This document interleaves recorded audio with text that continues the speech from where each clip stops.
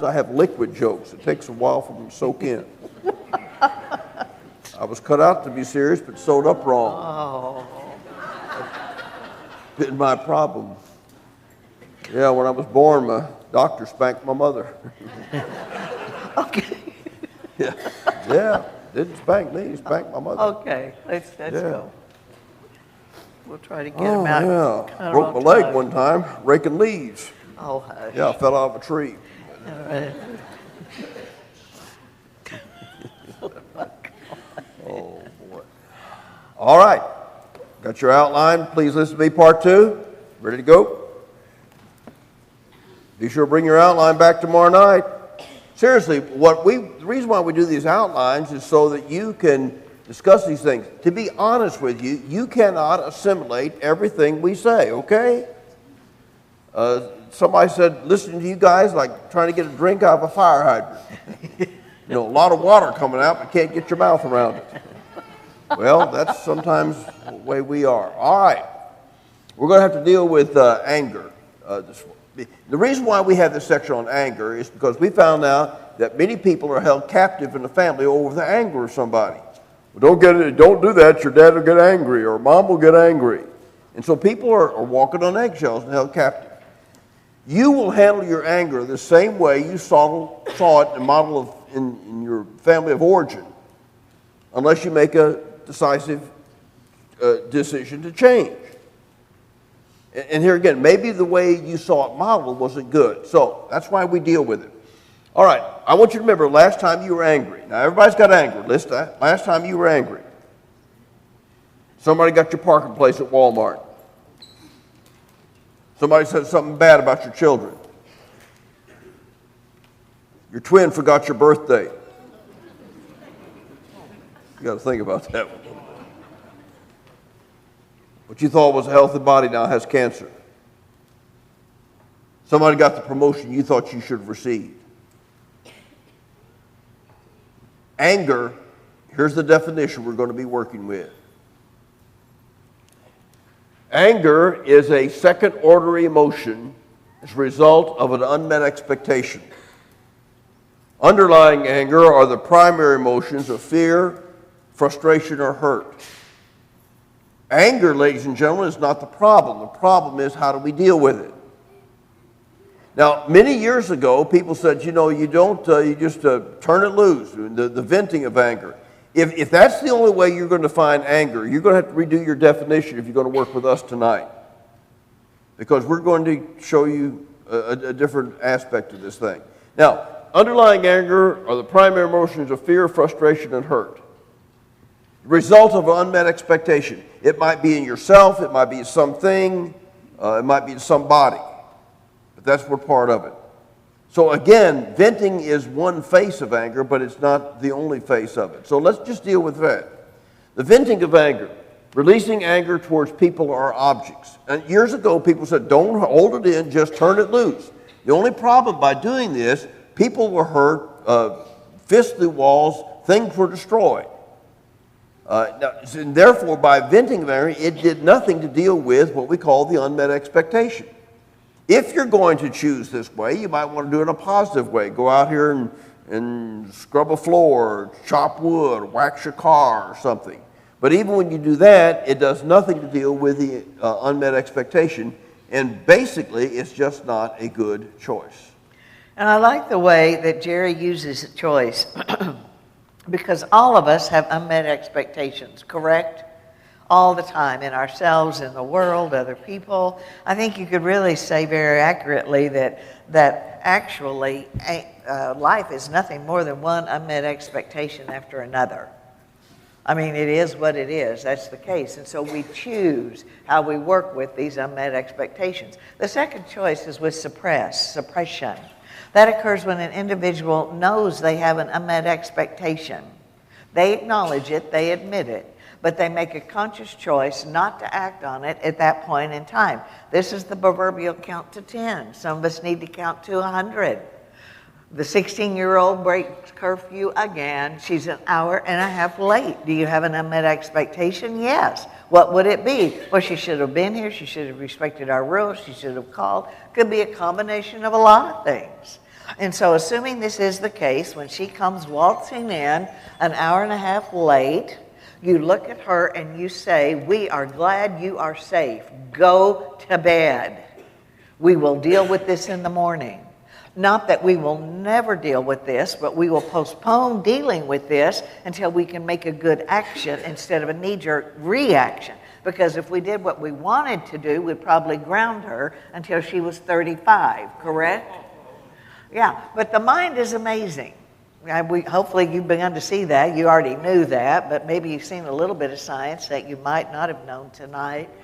Because all of us have the tendency to assume that it is not in the forefront of our thought, it's not on our minds, then it's not going to bother us, and we can just go on our merry way. And that's really not the truth with a lot of things, and certainly not the truth with unmet expectations.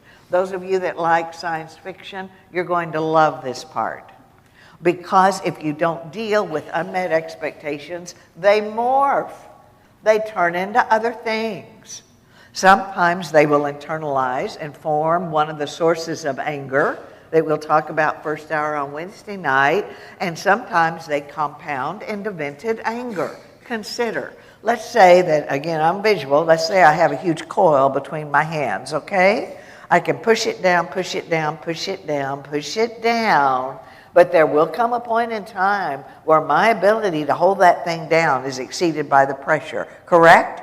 And when that happens, that thing will boing, if that's a word, boing out of control. We have an internal coil that works the same way with our unmet expectations. Exactly. We can't see it, but we feel the effects of it. We have an unmet expectation. We choose not to work with it. We don't know how to address it, whatever it would be. So we just kind of suppress it. We kind of push it down. And what's going to happen? Life. We motor along through life. The next minute, the next 30 minutes, the next day, after whatever, we're going to have another unmet expectation in something. The weather, people, ourselves, our children, politics. It's going to happen. I don't deal with that either. So what happens? I push it down too. Now this is not Facebook, but now we have two friends. Okay, you see where this is headed? Uh-huh. We will continue to do what? Have unmet expectations, and if this is my mode of operation, with unmet expectations, I'll continue to press, press, press, and there will come a moment in time where my ability to hold all that stuff in, those unmet expectations, is exceeded by the pressure to get out. And the very second that happens, the individual will vomit spewed anger on the closest target. And I don't apologize for the verbiage. It is vomited, spewed anger. The punishment never meets the crime. It's the straw that breaks the camel's back. The individual couldn't stand one more thing, and someone was at the wrong place at the wrong time and caught the wrath of a lot of unmet expectations. Now, life is never as simple as we wish it were, correct? It really isn't. So I want you to just humor me here for just a few moments. Okay. Now, as if you could do anything else unless you leave because I have the mic. Okay. Now, we will assume for our conversation that life in utero is perfect or was perfect, right? It was because for the only time in our life, it was all about us. Right? All about us. Okay. And so we motor along, you know, and in 9 months, here we are just having the best old time, bobbing around. Everything is just good. Everything we need right there. We're good. And then what happens? Birth. And all of a sudden, it's not all about me. People can't read my mind. People have needs other than mine. People have rights other than mine. They don't know what I always want. And if you have worked with an infant at all, you have witnessed the result of an unmet expectation, right? Fear, frustration, or hurt. And the only way they know how to let us know about that is vocally, usually very loudly. Okay, now then, let's assume that, now this is not clear, we will assume it is, but let's assume this thing is topped off with water, the very top, and that's life in utero. Everybody with me? All right, it's all about us, all about us. The minute we're born, this thing begins to deplete. That's not a bad thing. That's the nature of life. That's the way it has to be. Correct? Absolutely. Now, this is where optimal parenting comes in, that we talked about on yesterday in Parenting 101. Parents have the first 5 years, really 7, if you push it, to help the child develop the foundation of the tools that they will need to work with unmet expectations. Do you remember yesterday I talked about that the child's feelings need to be validated? And that doesn't mean they get to do whatever they want, no. But that means the adult caregivers pull up beside them and say, I know you're angry. This happened to you. I get angry too. That's a normal human emotion, and this is the way we handle that. We don't deny it, but we handle it in a productive way. I know your feelings are hurt. My feelings get hurt too. This is the way we handle that. It's okay. And so what happens is the caregivers then acknowledge, they give the child permission to be real. And say, you're just like me. We all work with this. And this is how we work with this emotion. And so that's where parents lay that crucial foundation by pulling up beside the child, teaching the child how to work with the unmet expectations, abandonment, failure, isolation, boredom, stress, on and on and on and on. The things that are going to be, that real life is going to be full of. Now then, not right or wrong, good or bad, but there are no perfect parents, correct? And so I think we all probably do the best we can. Some people have a pretty good parenting base. In other words, they're going to launch, you're going to have some emptiness here. Obviously, it's not all about me, right? But they're pretty well shored up here. You know, they have tools to kind of come up a little ways. And we're all somewhere from here to here. There are other children that launch way down here, just barely anything in this cup. These are the children that weren't wanted. These are neglected, abused children. The children literally that decided early on, no one's here for me, it's everyone for himself, I've got to do the best I can. Okay, now, this is a really good lead into addictive behavior, because watch this. Satan's lie. See, we feel complete up here, right? That's not his lie. We feel complete up here. Satan's lie says, I know you feel kind of empty here. You're lacking here. Whatever size the void is, you're lacking here. But if you find just the right thing to put in there, you're going to be complete. You're going to be complete. If you work enough, if you recreate enough, if you have enough sex, if you use enough porn, if you eat enough, if you have enough friends on Facebook, if you make enough money, any substance, any behavior, or a combination of things, Satan says if you find just the right equation, you're going to put it in here and it's going to make you feel complete again. It's going to make you feel safe again. You're going to feel good again. It's his lie. Why? Because after the age of 7, I don't care whether the void is this much or this much, it becomes the God hole. Now, this is Christian psychology at its best, not because it's me, but because it is. Satan says, no, you can find something that'll fill this, that will make you feel better. And you look at the world around us, ladies and gentlemen. That's why addictions now are epidemic proportion. You have dogs chasing their tails, correct? One more thing, one more thing, one more, whatever it would be. If you find just the right thing, put it in here. And Satan laughs because nothing on this earth fills the God hole. We've told you this before. Nowhere, nothing can give you totally unconditional love. You don't find that on this earth. Nothing on this earth gives you, that promises you there will be no abandonment, that you will never be alone. Nothing on this earth can do that. Oh, it may be a little transparent, it may be temporary, but it's not lasting. Now, don't misunderstand me. Some of the most spiritual people I know on this earth launched way down here. Way down here. But you would never know it unless they told them. Why? Because they figured out early in their life, before they spin it up with addictive behavior, that God, only God, could fill the God hole. Okay, that's the task for every one of us. Now then, that sets the stage for for addictive behavior tomorrow night, the second hour. But let's take this and spin it a little different direction. Remember, anything good can be bad. There is a time to suppress. There is. You remember the last hour we talked about the man who went to work and boss didn't like his job or his work, and he had displaced, he got angry, and then he made a good choice in that he suppressed his anger with his boss, because had he had not done that, he liable got fired. So he made a good decision there, but then he made a bad decision when he displaced it on the wife, he displaced it on the child, and so on. So it could be a good temporary solution, but not a permanent solution. The third is a little bit different, is what we call repressed anger. This is the inability to acknowledge the unmet expectations. Now, either because, in other words, when in the person's past, either because the caregiver did not allow it or it was ignored. What is situational depression? Situational depression is nothing more than the emotions surrounding an unmet expectation that are turned inward. In this area, there is a correlation between repressed angers and some physical problems. High blood pressure, ulcers, maybe even some cancers. Again, we're not talking about causality, we're talking about correlation. Most of us would admit that when the mind is sick, does it not affect the body? Surely it does. So there is a connection here. So the three ideas, repressed, suppressed, or repressed anger, are really not good choices.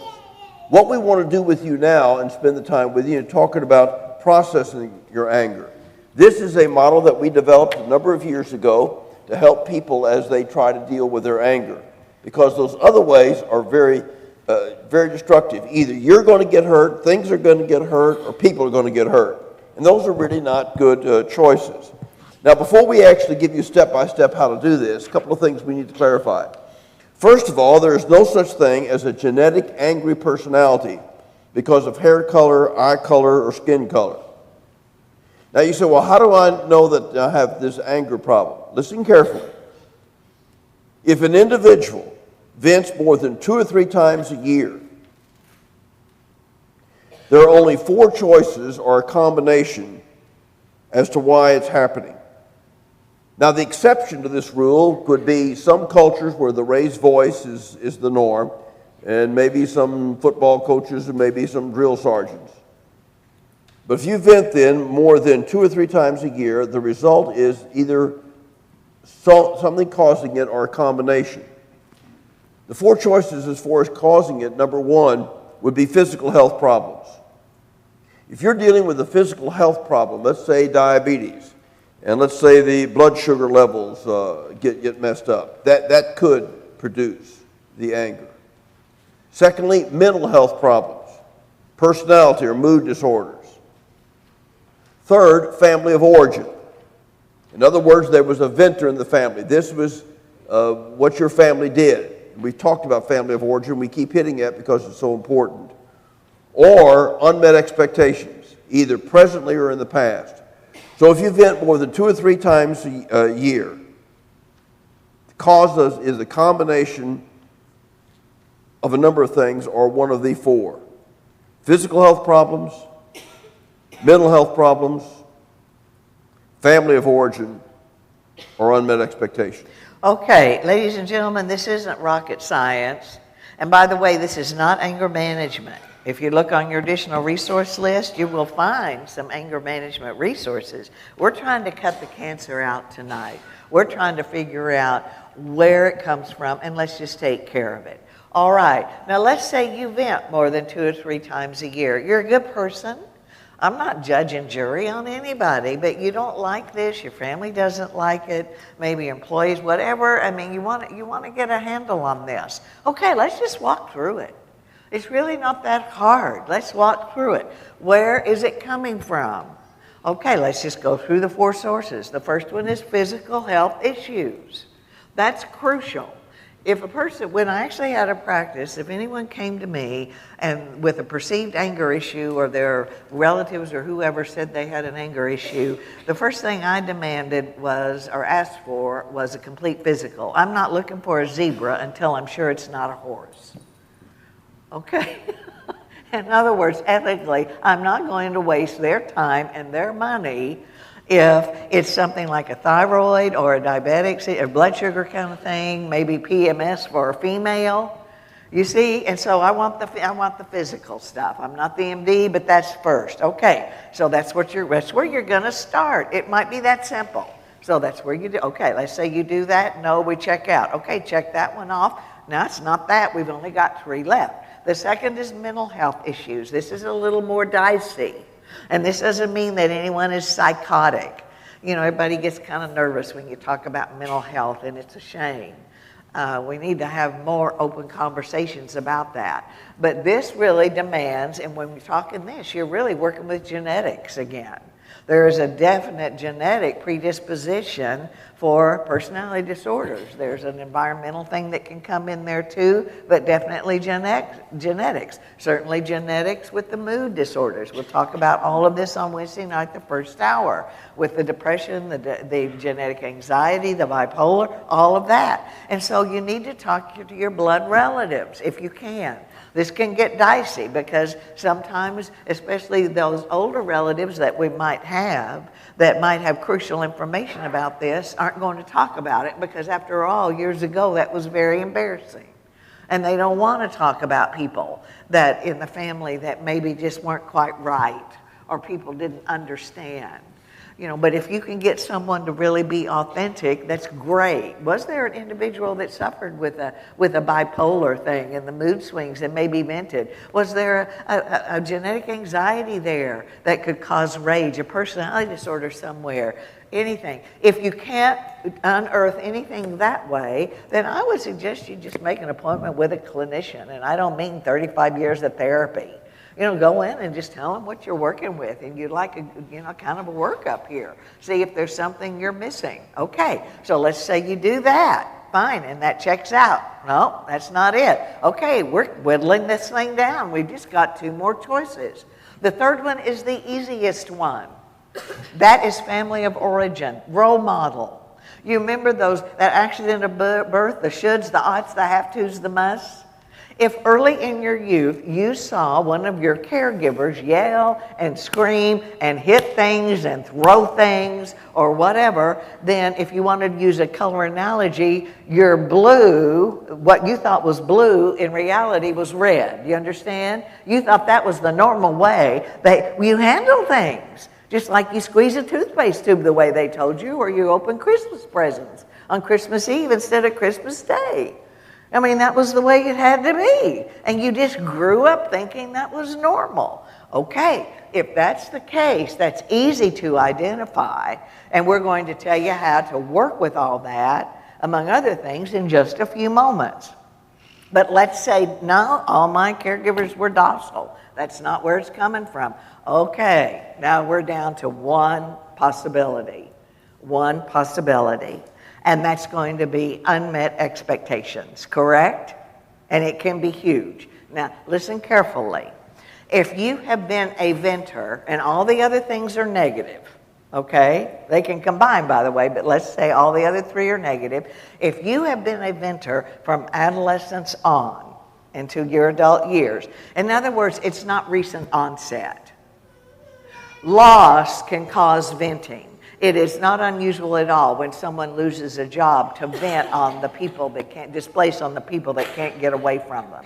The spouse, the children, whatever it would be. How do you vent on a faceless corporation or a company that's downsizing? You can't, correct? It is not uncommon at all for someone to vent on their loved ones after they have lost a loved one, someone that's very close. Well, you can't be angry at a dead person, right? But the unmet expectation is they shouldn't have left me. And so it's not uncommon at all that the people that they have access to or close to are going to catch it. Okay? We're not talking that. We're talking about an onset that was from adolescence and you vented on through adulthood. If that is the case, there are only 4, or a combination of these 4, mindsets, unmet expectations that are driving this and have been driving this through the years, maybe decades of your life. Okay, number 1, like Lynn said, there are 4. Number 1, you're disappointing yourself. You're disappointed in what you've accomplished, you're disappointed in how you look, you're just basically disappointed.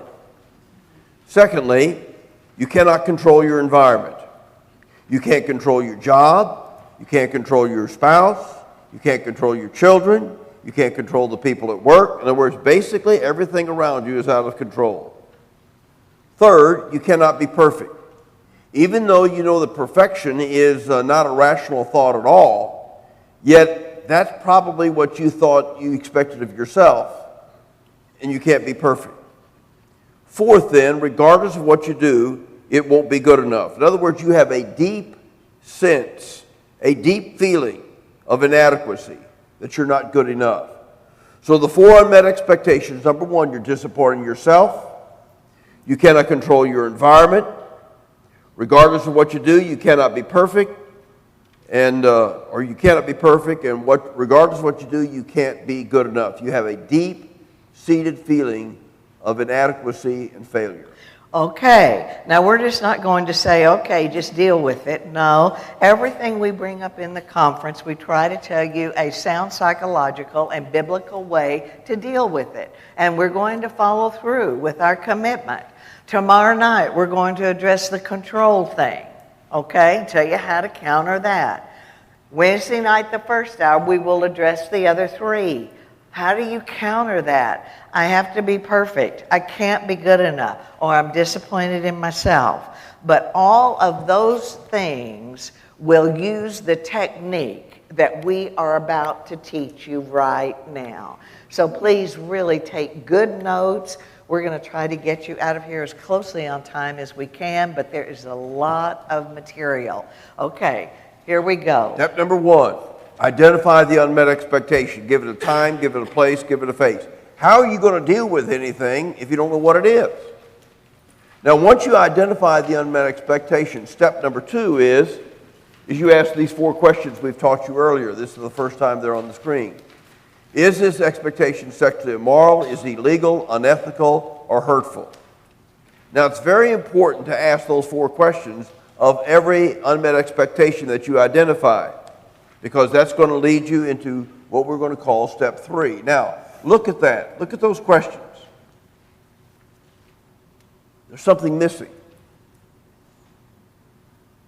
Opinion and preference. Opinion or preference. In other words, a lot of times we get angry about something that's not sexually immoral, not illegal, not unethical, and not hurtful, but it's our opinion and our preference. You want to talk about righteous indignation of what it is? There it is. Those are the things, that you attach to this question. So, identify, then ask the four questions. And really, I want you to think about those four questions because it's a direct link to anthropology. Again, when was the last time that any one of us saw red because of human trafficking? When was the last time any one of us was so furious we could not function because of the refugee crisis? When was the last time any one of us was so mad we couldn't even think because of someone disagreed with us or a political preference or something happened at work? Do you see? Anytime it affects me, anytime I feel threatened, anytime I feel unsafe, that's when I jump into action. Do you understand? And that's why most of the things that we get so upset about are not those things at all. Not at all. They are our personal preference. Okay, here we go. Now keep in mind, you're going to do one unmet expectation at a time. Before we progress, if you are very good at multitasking, I would invite you at this point in our conference to choose one very small unmet expectation in your life. That was recent. Somebody got your parking space, okay? You went to the store to get something on sale and it was gone and they wouldn't give you a rain check. I don't know. An unmet expectation, that doesn't mean you hit anybody, but you were irritated. Mm-hmm. Okay, that's where you're going to start with this method, something very small. If you're good at multitasking, choose that now. And as I work these steps, I would invite you to work your example along with me. If, on the other hand, you would prefer just to listen, that's great. But I would implore you to follow through with this within the next 24 hours and choose one small unmet expectation and then try to do that on a daily basis until this method is habit and not just an anomaly, but something you do automatically and you can teach to others. Ladies and gentlemen, I'll just be honest. I do not think most people need therapy. I don't. I'd like to put my whole profession out of work. But what I do think most of us need is a good heart and good godly information. We're doing the very best we can with the information. But ladies and gentlemen, you're on your own with your heart. It is very hard to change the inertia of status quo. But insanity is wishing things were different and doing the same thing over and over and over again, right? This isn't that hard to do. All it means is a good heart. Now, hopefully, you've got the information. All right, here we go. If the answer is yes to the unmet expectation, my unmet expectation does involve something that is sexually immoral, illegal, unethical, or Jerry and Lynn, they don't know us, would say someone was really getting hurt, physically, mentally, emotionally, whatever. And the behavior's ongoing. You speak to the other individual or individuals involved, and then you develop a plan of action to correct the situation. Ladies and gentlemen, this entire model is within your control. You do not have to be a victim of anything. Your responses do not, you don't have to be victimized by another person's responses. You will choose how you respond. Okay? Now then, that's the academic part. Let's move this into the real world. And for the sake of time tonight, I'm just going to call forth spousal child abuse as a real life example. We're going to wedge in here. Okay? Now, I will be the first to admit to you that emotional verbal abuse is usually much more damaging than physical abuse. It is. But it is harder to prove legally, medically, clinically, but there are no scars. This is why if you suspect emotional verbal abuse, it's imperative you find an objective third person who is not tied to you in any way. A friend doesn't count. A relative doesn't count. Jerry, we don't know you. Jerry and Lynn, if I called them, okay, emailed, would they say someone was really getting hurt? All right? That would qualify. But you see, that you can't use a relative, and I can't do it to myself simply because if you disagree with me, you've hurt me. Well, maybe not. Maybe I'm just too sensitive. All right. So we're going, and by the way, 2 books that you may want in your library, those of you that work with people, page 2, A Marriage in Crisis, those first 2 titles, When Love Turns to Fear by Allison Ogden, page 2, your additional resource list, Love Turns to Fear by Allison Ogden, and Setting Captives Free, Theology for Domestic Violence by Ron Clark. Wonderful evangelical exposés on all the different types of abuse. What is sexual abuse in a marriage? You say that happens? Oh yeah, spouses rape spouses all the time. You say, how does that happen? We'll let you we'll tell you tomorrow night exactly how that happens. Spiritual abuse, what is it? That books define it. Okay, but for our conversation tonight, for the sake of time, we're going to talk about physical abuse. Your spouse is coming home hitting you, hitting the children. And because of that, you have an unmet expectation, right? What is it? Could be a lot of things. I shouldn't be hit. I should be, respected or whatever. And it's going to go somewhere. Maybe you're depressed. Maybe you're getting headaches correlating with that. Maybe you're hitting children. It's going to go somewhere. Unmet expectations don't just lie dormant forever. Somebody somewhere pays for that. Okay, now the exception to what I'm about to say is this. If you determine with the first offense someone's life is in danger, it is 1 strike and you're out. Everybody got that? There are no overs. If you determine with the first offense that someone could be killed, then it is 1 strike and you're out. There are no second chances. Now, before you actually implement this, don't call woof unless you're going to follow through. You have in your mind plan B if this doesn't go the way you would really pray that it would go. because you have no idea the way the spouse is going to respond. In other words, you have a safe place. Within driving distance of all of our communities in the United States, there is a safe house, a shelter for abused women and children. That's not the case in all countries. It is in the United States. And so you know what's going to transpire. All right, now then, this is the way this is going to happen.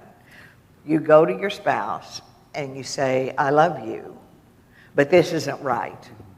The children and I, this is wrong. You cannot hit us. This is anger stuff that you need to take care of.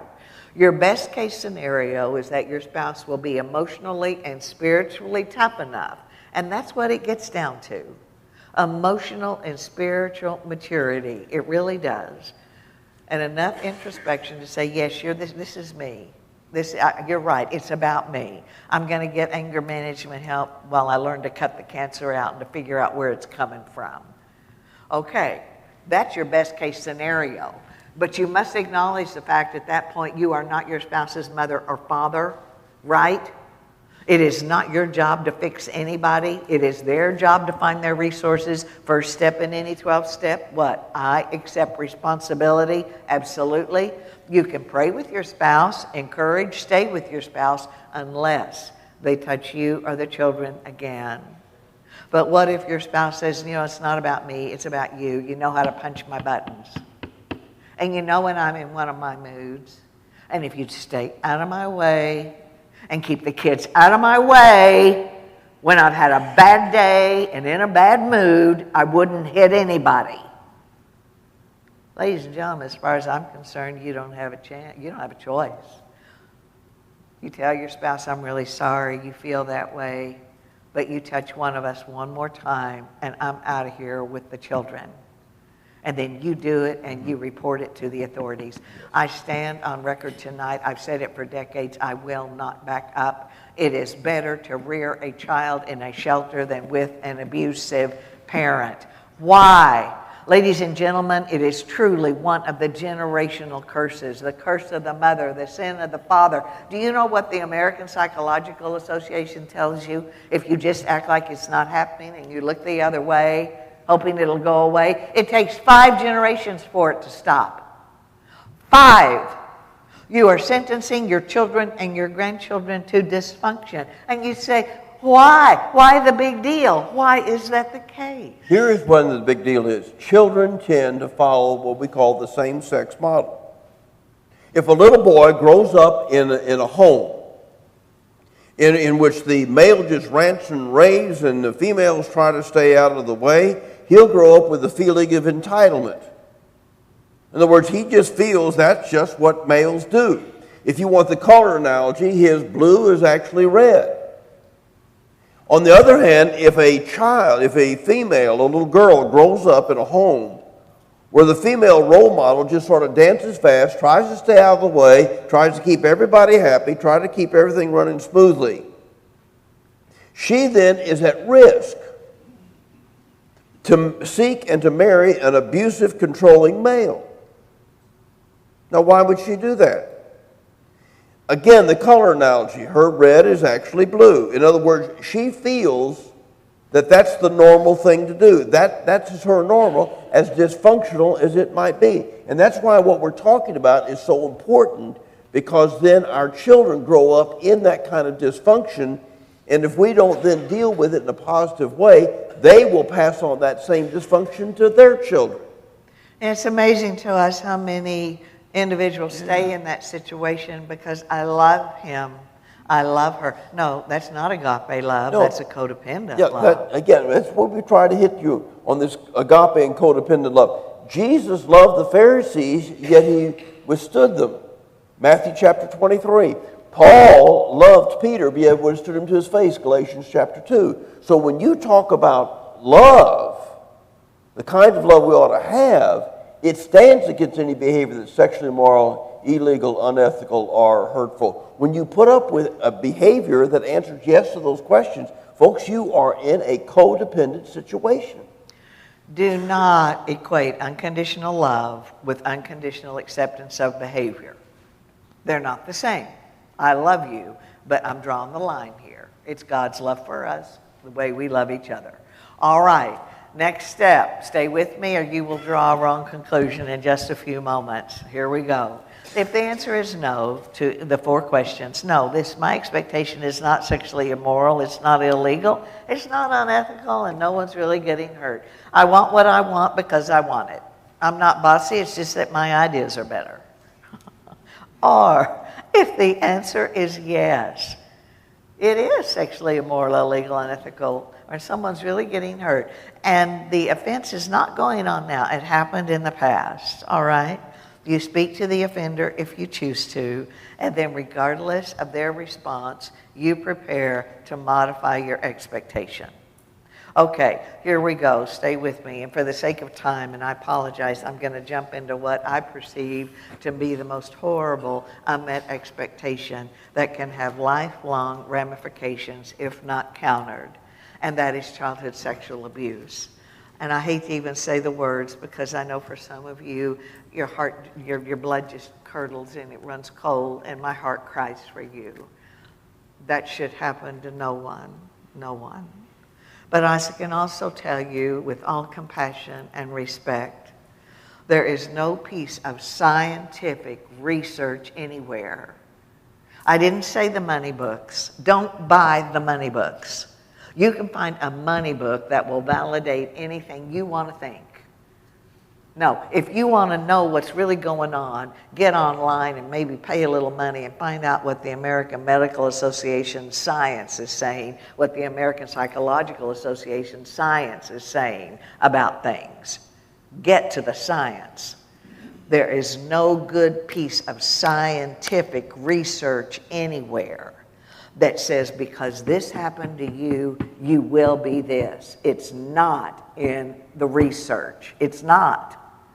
There are too many variables. A lot of it has to do with Cloninger stuff. A lot of it has to do with the other environment, the resiliency of the child. There are all kinds of variables. Ladies and gentlemen, don't ever, ever let another person tell you what you will be because of what happened to you in the past. Yes.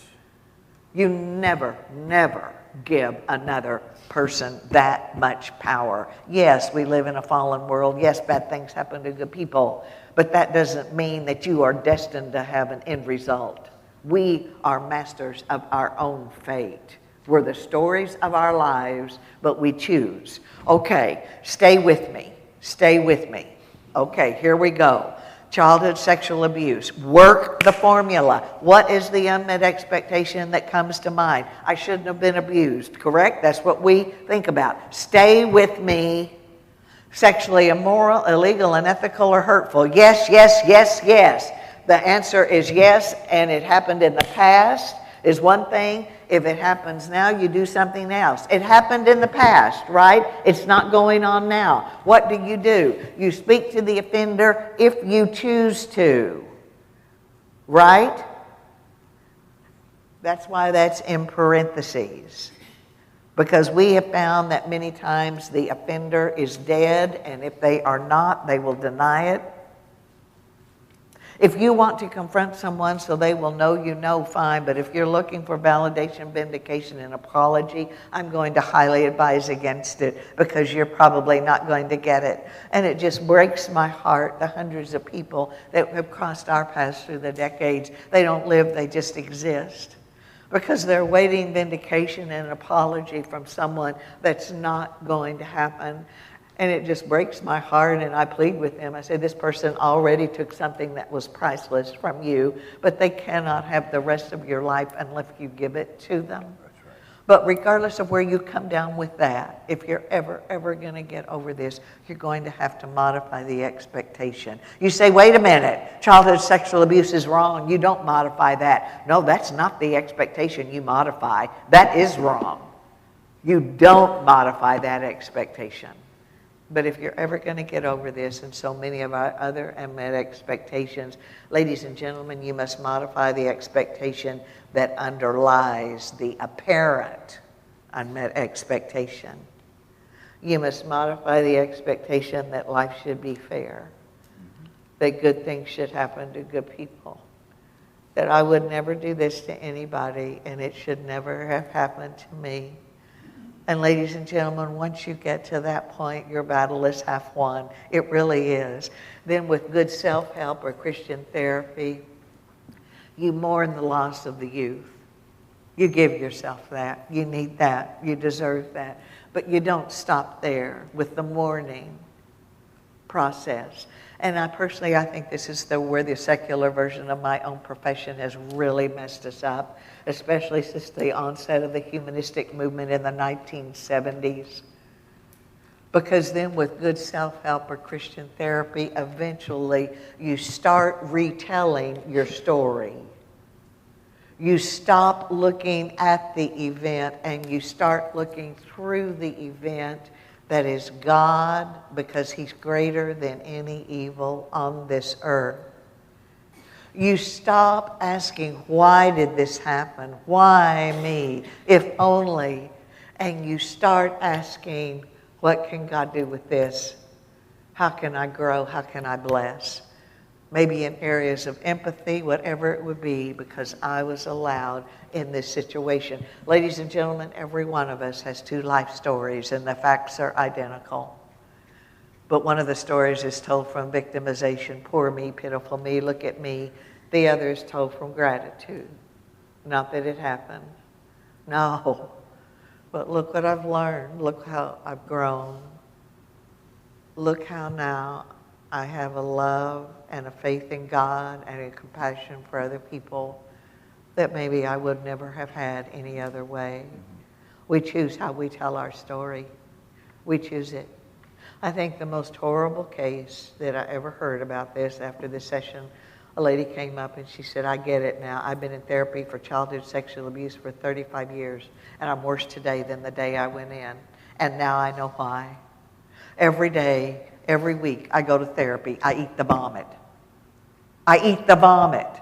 They make me talk about it over and over and over and over, and now it has become who I am. It has defined me. That's a travesty, ladies and gentlemen. That is a travesty. That's horrible. She said no one ever bothered to tell me that I didn't have to look at it all the time, that I could make it transparent and see something beautiful on the other side. We choose how we tell the story. Developing conflict resolution model. Please turn to your next page. You'll see what we call the double V. The purpose then is to discover a solution that's suitable then for both of you. That's what we're going to try to do with you in this next few minutes. Now, you've got a full page to read there. I'm going to summarize the double V. So you can turn over to that and we'll do a little summarization. If Lynn comes to you and says, she comes to me and says, I have a problem, we have a problem. Again, you don't throw it into a case of denial, which we've already mentioned. Secondly, when, where, and how we're going to deal with the problem. When, prime time is anything from probably 8 o'clock in the morning to 9 o'clock at night. Starting on a problem at 11 o'clock at night might not be the wisest thing to do. Where, bedroom might not be the best place, maybe the living room, dining room, front porch, back porch. How are we going to deal with it? It's going to be, first of all the outside distractions are no longer there, television's off, answering machine is on the phone or whatever, and you need to be able to see the person, because you see, we communicate not only what we call verbal communication, but with body language. Secondly, or thirdly now, whose turn is it to talk? Let's say Lynn has the problem. She has the first turn to talk. She has 45 seconds to express how the problem has affected her without attacking me. All I can do then, gentlemen, is listen, because I'm going to have to rephrase, parrot back what I heard her say. Because, again, and then after I talk about what I heard her say, she has a fresh 45. I then rephrase, but what I heard her say. She has as many 45 seconds as she wants until she is convinced I've not only heard the words, because clean house doesn't always mean clean house, but I've also heard her heart. At that time, then, she says, switch. It's my turn, then, to talk about how the problem has affected me, and all she can do, then, is listen. What we're trying to do is figure out what is the problem. What is the problem? A lot of times, couples don't know what the problem is because they've never figured it out. I've been called to churches to try to help men to find out what was the problem in that particular church. And I go there and I said, gentlemen, what's the problem? I don't know, but I was against it. Well, that's not all that bad. What were you against? I was against what they were saying. What were they saying? I don't know, but it didn't sound right to me. In other words, they don't have a clue. And so we find this then even with couples. Once you find out what the problem is, you begin to brainstorm. I have an idea. What about this possibility? So those are the guidelines. You can read them more in detail, but I've summarized them for you. Turn over then to the next page. You see a great big giant double V. We're going to demonstrate this for you, but first of all, we're going to show you how not to do it before we show you how to do it. And let me try to couch this in a problem that we had very early in our marriage and still have to a certain degree. On a daily basis? On a daily basis, On a we have daily this problem, basis. and I will show you how we dealt with it. Now, here was the first of all the problem. When we married, she lived in Oklahoma, I lived in St. Louis. As long as I could, Jeremy was in his senior year, so we had to move. I had to move there to be with her. She had a job teaching at the university. As long as I get to the airport, then I could do my work. I had an office that had 440 square feet. You heard me correctly. We moved into a 3-bedroom townhouse, 1 bedroom for Jeremy, 1 bedroom for us. The smallest of the 3 bedrooms was going to be the office, and I thought, boy, this is going to be tough. And then it was announced to me that I couldn't have the whole room. I only could have half of it because she had to have an office at home. And I thought, this is going to be difficult. Well, now what he's telling you is absolutely right, except he left out a prime detail. When I saw the office in St. Louis, I could not see 1 square foot of the square footage. It was covered with paper. Those of you that may remember J.D. Bales, that was his mentor, I do believe. I never knew the man really, but oh my. All right, I think there are 2, 3 big tables he used his desk. Couldn't see the surface of any of that. There were 2 heaps of papers in corners. I believe those were trash cans that somehow had been covered over with See, she had never seen an office where a genius had been at work. This is another issue that we have not talked about called the delusion of grandeur. All right. Now, keep in mind, we married late in May. Okay, no problem. Now, I'm teaching summer school that year, so a couple of weeks after we marry, I start teaching school. Okay, now, I was a single mom for a period of time, a working mother for a period of time. Not right or wrong, good or bad, but we each have our mode of operation. And I'm one of these people, after I work all day, I'm just wiped out. So I would prefer to rise a little earlier, straighten up the nest, so if the world's chaotic, the nest is not. Now, I didn't dust, didn't vacuum, none of that stuff, but you know, we usually started a load of laundry, picked up paper, whatever. Okay, you get the idea. So, also, we have a little disjointedness going on because I'm gone all day long in the week during the day, okay, home at night. He's home all day during the week. Home in the evenings, gone on the weekend. So we've got this mess anyway. Okay, we marry. I continue my mode of operation. I get up early. I straighten out the house. But when I came home in the afternoon, what I found was not even in the family of what I left. Not a distant relative. Evidently, it didn't take him long to fill up the office because he'd moved down to our bedroom, stuff on the bed, on the vanity, on the floor, needed more room, moved down to Jeremy's bedroom, stuff on his bed, his desk, his floor, needed more room, down to the only living area we had. 2 little couches, a little end table, stuff all over all of that, and the only dining area we had, table covered with stuff. Into the kitchen, Dr. Pepper cans, sandwich wrappers, newspapers, stuff all over the kitchen counters, and then into the laundry room, mail coming in, mail going out on the washer and the dryer. And that was the entirety of the townhouse except for the bathrooms. Bathroom too small to put anything in there. All right. In other words, I could not open a closet door to change clothes. I couldn't sit on a couch. I couldn't even cook if I wanted to. I could do nothing without moving the creeping crud. My stuff. All right. Now, keep in mind, this was about 25 years ago, long before the method we just taught you was developed. Okay? Now, I have major unmet expectations. I wasn't identifying them as such, but in my mind, I knew what they were, right? And this, you know, this isn't working, but the only way I knew how to handle that way back then was to act like they didn't exist. You just try to talk yourself out of them. It doesn't work, not for long, but that's all I knew to do. And so you kind of, you know, trump them with other thoughts, trying to push them away. All right, and so that's what I'm trying to do. And so in order to do that, I'm thinking about all his good qualities. Oh, he's a wonderful man. He's a Christian giant. He's so good to me and the boys, and he's helping he loves this part. He's helping so many other people. And It's all true. All these things, okay, but about 6 weeks in, it's not working. Those things may be true, but it's also true he's trashing this house, and I'm tired. Now, this is not the way we did. We're showing you how not to do it before we show you how to do it. Now, you need to listen to this if you're going to be able to do anything otherwise, because we're going to have to ask you, class, of how to analyze this thing for us. And I've been scurrying around. I don't see any small children here, at least right now. If there is, lean over and tell them that this is a play, okay? We've made children cry. We've made adults cry, You've actually. already made them cry. Yeah.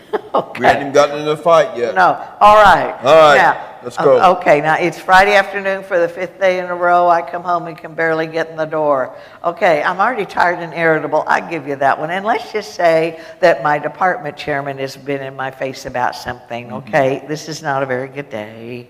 And the spring is about to sprung. All right, watch it go south. Jerry, I want you to look at this place. I left it nice. I want you to look. I've never seen anyone that knew how to trash a place as quickly as you do. You know, I've supplied trash cans. No, look at me. This is important to me. Not that funny look. Your humor's not going to get you out of this. I'm tired. I need help. I straightened up this place when I left, and I expect what? Time out, lady. If you don't take a breath, you're going to suffocate. I am not the problem in this marriage. I didn't do this. I wasn't You even are here. the problem in this marriage. Oh!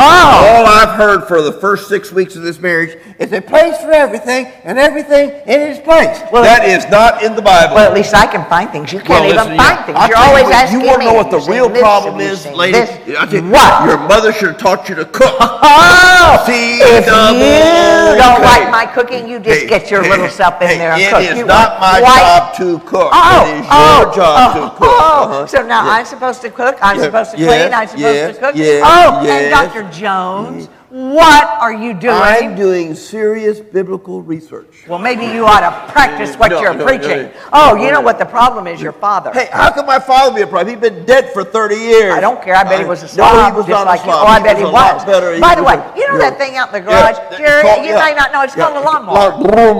One of us can use it. One of us Who can clean it signed the up. lease on the townhouse and agreed to cut the grass? I cannot believe it. You better believe I'm that. supposed to work. Yeah. I'm supposed to And clean. by I'm the way, supposed to I've cut talked the to grass. Jeremy You about married some me of to be a this. kept man. Yeah, That's what you did. You no, just married I'm not me. being kept. Jeremy agrees with me. Jeremy is my I child. You don't leave care, Jeremy but out of he this. agrees He with is me. my child. Don't you mention my child.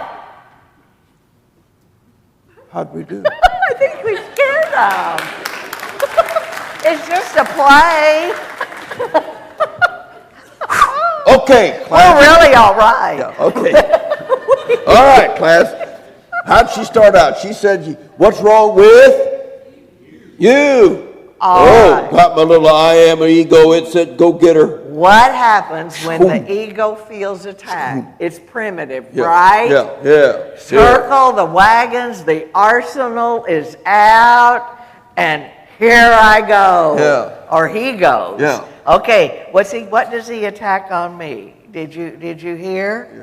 My cooking? cooking, yeah. You do not know me well, but if you did, on a good day, I can assemble a meal. I am anything but a cook. Yeah. I am a horrible When we cook. moved from Oklahoma to Missouri, the Pizza Hut delivery man cried. He really did. Yeah. Gave us a party, balloons, buttons, sent us a Christmas card. We got a Christmas card until Yeah, 5 years yeah. ago. We were half his income. Okay, all right, That she okay. can call the Chinese place today. I'm telling you, Not today. Mrs. Lynn, it's good to talk. I mean, she knows her voice. Okay, enough of that. All right, Yeah. okay, I'm going for the juggler. That's all the ego knows how to do. When it's attacked, it just hits back. And so among the yelling, you heard me, the lawnmower, he doesn't do mechanical No, anything. I'm not. He fixes nothing. I fix Show nothing. him your hand. Well, see, I've got a hand here that really doesn't work with a box-in wrench. Now, this hand is very good for preaching in auditoriums like this because I can point one place and point to everybody at the same time. All I have to do is say, I'm talking to you, and I've got them over here, I got them over here. This one's good for sighting in your gun if you need to shoot around the corner, okay? And what does Then I anybody, can double whammy him. and what does anybody's mother or father? All right, You Jonesy, see, let's do it right. Down. How many seconds you have, Okay, class? hang on. What's the goal of the double V? To hear the heart, not the words, because clean house doesn't mean clean house, right? The goal of the double V is not to convince the other person to do it your way. Okay, we're coming It's down to this side. find out what works for both of you. Okay, class, how All many right. seconds you have? 45. Thank you very Okay, much. here I go. Your class, in case you. All right.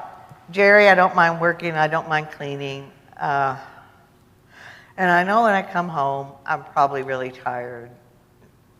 But the fact remains that when I see this, and I have tried to clean it up, it infuriates me.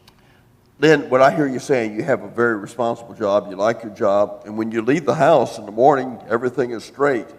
And you come home, you're already tired, and when you come home, the house doesn't look like anything what you left this morning. Break. Now, as I listen to that, I am thinking that is so weak. That is so not it. And so I get to come back as many times as I want, that left side, until I'm sure he's heard my heart. I come back. Jerry, as I listen to you, I don't think that's it. I think what's really bothering me is what this represents, and that's a lack of respect. A lack of respect for me, my time, and even the fact to me, this house represents me.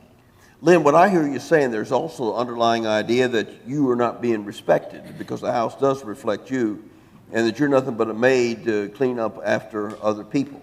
Break. Now, in reality, I wasn't. Jerry heard my heart. I kept coming back. But when I was sure he heard my heart. Now, still coming down the left side of the V. Whoops, it went away. There you go. Okay, still come down the left side of the V. When I was sure he heard my heart, I said, switch. Now, it's my turn to hush. Believe it or not, I can. I can. And his turn to tell me his perspective of the same issue. No one died and made me boss of the way he sees the world. Lynn, my struggle in this small office that I have is I'm doing so many different things. I'm writing a sermon, I'm writing an article, I'm writing letters, I'm working on a book. It's a whole lot easier for me to start a project here and maybe move over to Jeremy's room and maybe move downstairs and living room and maybe into the kitchen. And so then I can circulate from project to project. Jerry, I think what you're saying is the way you work best is incrementally on lots of projects. And in order to do that, you've got to spread it out. Yeah, right. Break. I wasn't sure she totally understood my problem. I really, really wanted to tell him I thought he was ADHD. Yeah. Really needed testing, medication I wanted might to tell help. her she didn't love the brotherhood. That's her problem. She did. She'd let me do what I wanted to do. Okay, now, we're going to go then up the other side and try to figure out, let's see if I can get to go up the other side here. They know what you're Okay, doing. yeah, I'm going up the other side. Okay, go over then to your negotiating differences, and we're going to close out with this one as we begin to work that one. All right, number one, capitulation. In using this option, one partner does the other's way. It's a free gift. The partner does so, performs it willingly. Also, this option must be reciprocal throughout the course of the relationship. It's not appropriate for one person to capitulate. You don't do capitulation by yelling, screaming, or bullying. You actually agree. We went to California last time. We go to Florida this time. Bought a Ford last time. We buy. Sometimes some couples never capitulate. But if one person's always capitulating the other one, the relationship is sick. Why? Because one person cannot always be right. Number two, compromise. Here his partner gives up something, receives something for the sake of the relationship. Most compromises are not 50-50, more like 40-60 or 70-30. We resolved our issue with a combination of compromise coexistence, and the compromise was this. I continued my mode of operation, and I left. He had the run of the place during the day. I wasn't there, but in my mind's eye at 7:30, as I was backing out of the driveway, he was running through the townhouse scattering his papers. Yeah, the wicked witch is gone. She's gone all day long. I also don't know what he was doing around 4:30. She's coming back. He tried to shovel it all back into the little office. Now, the place wasn't as tidy as it had been prior to the marriage, but much better than prior to the double B. Number three, coexistence. Coexistent couples agree Agrees to disagree agreeably, realize the course of action is not possible now. Do not lay the entire relationship on the line over this one issue. We also resolved our issue with the combination of with coexistence, and that was in the little office itself. I didn't have to be in there often, but I did work on the computer occasionally. He had the rest of the office. It was very small, but he had the rest of it, the desk, the books. I did not dust his area. I did not vacuum his area. I confess I did empty the trash can in there one time and threw away something he had filed in there. All right, yeah. Coach Randy, have you ever thrown something away and realized the next day you needed it? Every brilliant person has done that. She dumped that thing, Starnes, and we were never able to find that piece of paper, and it set our brotherhood back 20 years. That's the part of the problem. Is this woman. Yeah. I want you to know that. Guilty as charged. Guilty as charged. Anyway, we just agreed to disagree. Yeah. A lot of marriage communication experts will tell you if it's not immoral, illegal, unethical, or hurtful, 65% of the things you disagree about, just get over it. Okay. And I disagree. It's fine. Create a new possibility. The final option allows partners work together, brainstorm new solutions. Anybody want to guess what we did when we moved to St. Louis? Help me out. Bigger office? 2 offices. You've got it. Mine is in the basement. Hers is on the 2nd floor, and the twain will never meet. Mine is referred to as the Holy of Holies. You're not allowed to enter without the high priest's permission, and I am the high priest. Yeah, well, mine is very small, very organized. It's also where we keep everything we have to find. Tax receipts, schedules, all of that. Now, if I could pan our motel room, we've been in your area a couple of days, all right? You've been so gracious to us. You have us over at the Garden Hilton Inn. It's lovely. Okay, and beautiful room. But if I could pan it, you would see played out in that room what we just described on a minute scale. Mm-hmm. I have one little corner, and that's my suitcase just right there. Well, you got little shoes. Well, I've got little shoes, that's right, but one little corner, that's it. He, at this point, has consumed the rest of the area. I cannot sit on the chair. It's already all taken. The vanity area is all gone. The area with the refrigerator and it's all covered with the computer desk. It's all covered. I tripped on his shoes today getting over to the window. You got to watch where you walk. We have to leave a place by Thursday, because by Thursday I will have my little paper bag. I will be breathing into it as I pack. This is not immoral, illegal, unethical, and no one's really getting hurt. All right, on the road we live like him. I just get over it. But if you would come to our home in St. Louis, and if you're ever in the area, we really hope you will, you would find the home, other than his office and where he does our media stuff, kept the way I like it. Why? He loves me enough to know that this is important to me. Right, wrong, no. Just different and forever will be. If the way you're resolving your differences now is not acceptable to both, something needs to change. It does. I hope you heard that. You might have to have an outside person, a third person, maybe a counselor, to work with you because some of the habits are deeply ingrained. We would urge you sometime in the next 72 hours or so, try what we're talking about. And maybe, it's going to be a little awkward at first, but also it would be extremely helpful. And now, start with something simple. Start with something simple. Okay, tomorrow night we got 2 presentations, Unrealistic Expectations, Sexuality and Finances, followed by a 1-hour presentation on addictions in general, pornography specifically. Now listen to me. You need these 2 sessions. We have laid the foundation, folks, yesterday and today, and we're going to build on it. Somebody said, well, I don't believe I need all that. Trust me, you do. Every teenager in this town should be here tomorrow night to hear this one on addictions. You say, well, that's not my problem. Maybe it's not, but I know it's a problem with somebody that you know. Maybe it's your children, grandchildren, friend, brother, or sister.